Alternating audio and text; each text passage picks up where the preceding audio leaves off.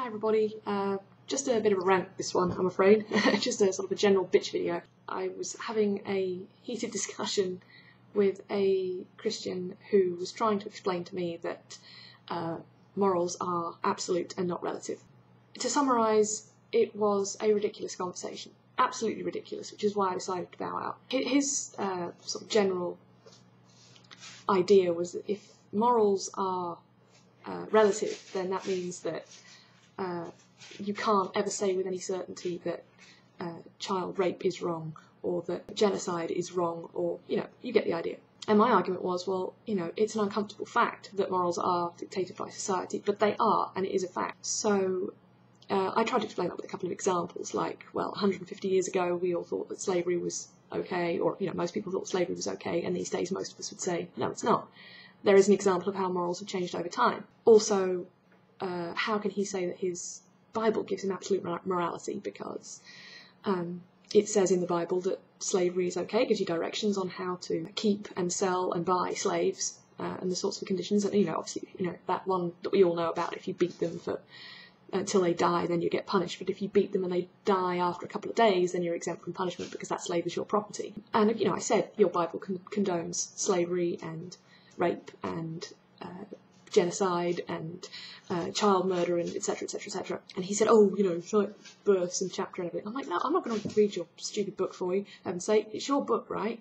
Why am I doing your Bible schooling for you? Why don't you look at these yourself?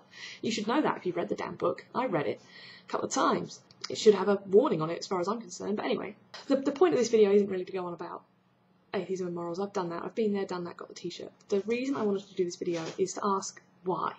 Why are any of us doing this? The number of times I've come up against people who, they don't even have any desire to listen to you. They've already made their minds up about what their opinion is. And they've decided that they want to have this opinion and nothing's going to sway what they say. And they don't even think it's an opinion.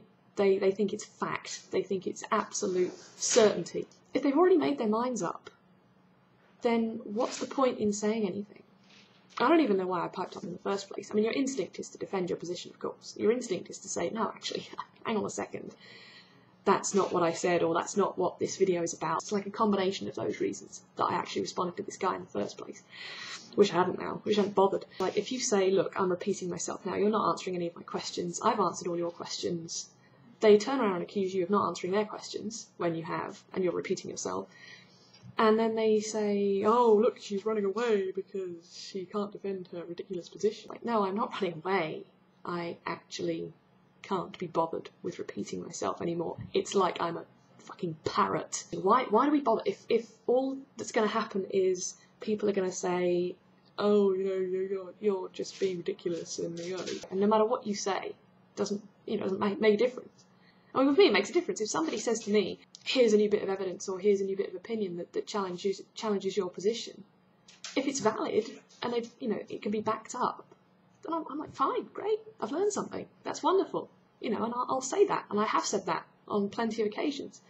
But if people aren't prepared to say that, then why the hell are we doing any of this? It's not the only reason I'm doing them, so I'm not going to stop doing them. But why is it that sometimes I and plenty of other people still feel like we have to defend a position that we know, even kind of at the start, that we know these people aren't even going to listen to? There are certain people out there who just are not going to listen.